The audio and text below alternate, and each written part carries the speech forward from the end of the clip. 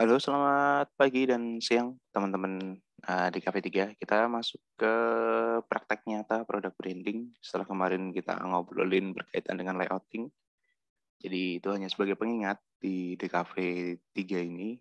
Dari DKV 1 kalian, tentu kalian sudah memiliki pengalaman terhadap itu dan harusnya hasilnya seperti beberapa yang sudah saya lihat sudah bagus, tapi beberapa yang lain masih perlu untuk latihan lagi gitu.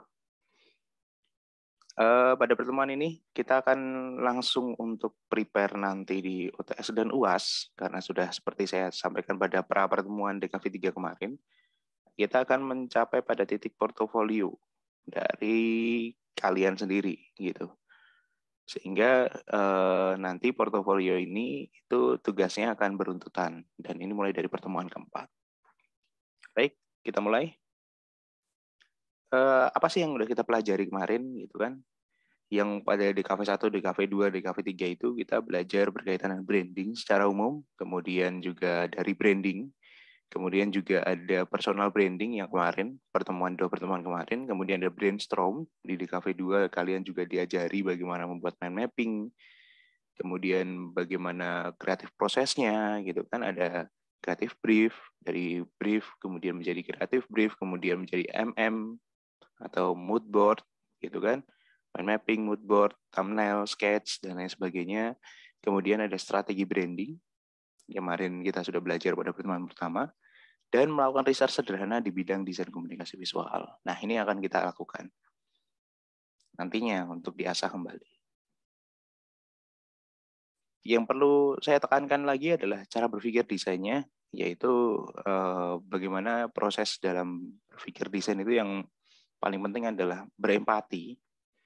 Kemudian berempati ini kita juga harus tahu bagaimana klien kita, kayak kita bersimpati untuk berempati untuk menjadi dia, kalau gue jadi dia kayak gimana ya gitu. Kemudian kita juga mendefinisikan, membuat ide-idenya atau merumuskan ide-nya. Kemudian kita membuat prototipe dan kita mengetesnya. Nah, untuk menjadi brand yang besar, hal ini mau tidak mau harus dilakukan. Dan kalau kalian di DKV itu merupakan hal yang biasa sebenarnya. Mari kita praktek untuk konstruksi pemikiran branding. Jadi dari pemikiran branding ini, masing-masing dari kalian itu diharuskan untuk membuat tim, yang mana tim ini merupakan tim yang akan dihasilkan atau akan menghasilkan nanti di UTS dan UAS gitu. Tag tim kalian 2 orang, tapi kalau kuat 1 orang mah silahkan gitu kan. Carilah usaha mikro, kecil, dan menengah atau MKM, bisa usaha dari kawan kalian, tetangga kalian, gebetan, pacar, mantan, dan lain sebagainya gitu kan. Kemudian juga buat hubungi secara langsung via chat atau DM IG atau DM TikTok atau DM manapun, yang penting terhubung, email juga boleh. Kemudian minta izin untuk melakukan rebranding dari usaha tersebut. Jangan lupa untuk tanya, sebenarnya masalah utamanya dia itu apa. Nah, kita mulai cari nih strategi brandingnya gitu. Tentu rencana jangka panjang dari UMKM itu perlu digali. Nah, penggalian UMKM rencana jangka panjang itu adalah penggalian yang panjang. Sehingga perlu dicari sebenarnya apa sih yang ingin disadarkan mereknya, apa sih yang ingin dikonstruksikan. Nah, itu harus dipikirkan berkaitan dengan strategi branding yang sukses untuk mencapai misi mereknya atau brand promise-nya, gitu kan, itu yang harus dicari. Sehingga pertanyaan ini seperti kemarin, pertanyaan strategi branding ini perlu untuk ditanyakan, sehingga dalam chatting nanti kalian juga sudah tahu apa yang akan digarap. Yang pertama yang harus kalian ketahui adalah product knowledge. Tentu produknya, kenapa nama UMKM-nya begitu, produknya apa saja, jangan lupa untuk ambil foto.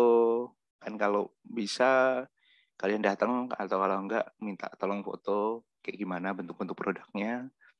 Lalu yang mau akan digarap itu produknya yang mana. Tampilkan fotonya. Ini menjelaskan segala detail data tentang UMKM dan produk dari UMKM. Analisis produknya, Itu dari apa yang kalian mau angkat, meliputi fungsi produk, kenapa konsumen mau membeli produk, siapa target konsumennya, berapa harga produknya, siapa saingannya, serta analisis SWOT-nya seperti apa. Berarti ini produk dong, Pak, yang ditargetkan. Betul. Kita akan coba untuk produk branding. Seperti yang sudah saya katakan di Prade Cafe, gitu. Analisis USP-nya, unique selling point-nya itu kayak gimana. Sertakan foto untuk berkuat argumen apabila unique selling point yang bersifat visual, misal bentuk yang unik, warna yang khas, menggunakan bahan-bahan yang berkualitas seperti anak sendiri gitu kan. Nah, mencari secara mendalam apa yang bisa ditawarkan kepada konsumen sebagai brand yang unik dari UMKM. Analisis brand yang sudah ada, tentu ini menjadi tantangan untuk kepekaan kita sebagai peneliti ataupun pemecah masalah dalam urusan perdekafean. Sudah ada brandingnya belum? Tampilkan foto logo brand yang sudah ada seperti kemasan, gerobak, branding yang lain. Setelah itu dianalisis logonya. Apakah sudah sesuai dengan USP? Apakah memiliki kekhasan yang mudah diingat? Apakah sesuai dengan produk? Analisis produknya sesuaikah dengan target sasarannya? Bagaimana logo dan branding tersebut jika dibandingkan dengan pesaing yang sejenis? Atau berbeda? Atau justru mirip-mirip? Atau apa yang bisa ditawarkan? Nah, jangan lupa untuk buat laporannya. Laporan ini kalian bisa kirim ke email saya, dedekv3@angga2019@gmail.com. Berupa apa aja? Ada screenshot chatting, bukti bahwa kalian minta izin dengan baik. Kemudian creative brief, gitu kan. Creative brief ini berarti isinya dari semua yang ada di atas tadi, ada unique selling point, kemudian ada deskripsi, itu di creative brief harusnya sudah terpaparkan. Kemudian dokumen mendukung, foto, kemudian ide kalian mendalami dari UMKM tersebut. Kan PPKM, Pak, dibatasi. Ada teknologi bernama internet, WhatsApp, sosial media, dan interaksi secara virtual macam gini, asinkronus gini. Alasan tidak mengerjakan dengan kemauan untuk belajar itu beda jauh. Niatkan untuk belajar. Itu sementara. Terima kasih sudah mau untuk datang pada video kali ini, asinkronus kali ini. Selamat mengerjakan. Deadline-nya adalah bukan tanggal besok Minggu. Seperti biasa sih, Minggu. Jadi kalian bisa mulai mencari dari sekarang, cari-cari, kemudian langsung melakukan research, kemudian langsung buat laporan berupa creative brief, kemudian berkasih screenshot-nya jangan lupa disertakan. Susun yang baik, saya nggak akan ngasih kalian format karena ada kafe cuy, karena katanya anak kreatif. Harusnya nyajiin ke saya juga jelas dong. Thank you semuanya. Selamat pagi dan siang.